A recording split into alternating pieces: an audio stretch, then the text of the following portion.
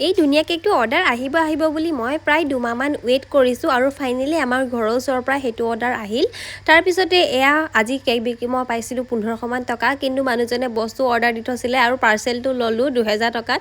মুঠতে কেক বিক্ৰী কেনে মই যিকেইটকা পাওঁ সেইকেইটা ইটো সিটো বস্তু লওঁতে খৰচ হৈ যায়। এইফালে আকৌ এতিয়া মই কেকটোনো কেনেকৈ বনাইছোঁ তাকে বোলো আপোনালোকক অকণমান দেখাই দিওঁ। এইটো ভিনটেজ কেক হয় আৰু এই কেকটো কিন্তু ফাইনেল লুকটোত বহুত ধুনীয়া লাগে। কেকটো মই বহুত দিনৰ পৰা চাই আছিলোঁ, বনাম বুলি ভাবি আছিলোঁ, কিন্তু নিজৰ কাৰণে ইমান টকা খৰচ কৰি কেকটো বনাবলৈ মন নাযায়। নিজৰ কাৰণে হ'লে চিম্পলকৈও চলি যায়। আৰু এই কেকটো বেটনী পামৰ পৰা অৰ্ডাৰ আহিছিলে। আৰু কেকটো কেনেকুৱা লাগিছে জনাবচোন দেই। আৰু মোৰ ফালৰ পৰা যেনেকৈ ফটো দিয়া আছিলে তেনেকৈ বনাবলৈ চেষ্টা কৰিলোঁ। আৰু এয়া 1200 গ্ৰাম হৈছে, দেখিছেনে? কেকটো বনাই কমপ্লিট হোৱাৰ পিছত ময়ো দি থৈ আহিলোঁগৈ আৰু কলেজৰ পৰা অহাৰ পিছত দেখিলোঁ মানুহজনে পাৰ্চেলটো অৰ্ডাৰ দি থৈছিলে। আৰু ময়ো এতিয়া খুলি চাওঁ কিনো আছে ইয়াতে। কি আছে আপোনালোকে ইয়াতো দেখা পাইছে। চকী অৰ্ডাৰ দিছিলে, যিহেতু আমি য'লৈ ত'লৈ ফুৰিবলৈ গৈ থাকোঁ, এতিয়া গাড়ীত লৈ যাব পাৰি।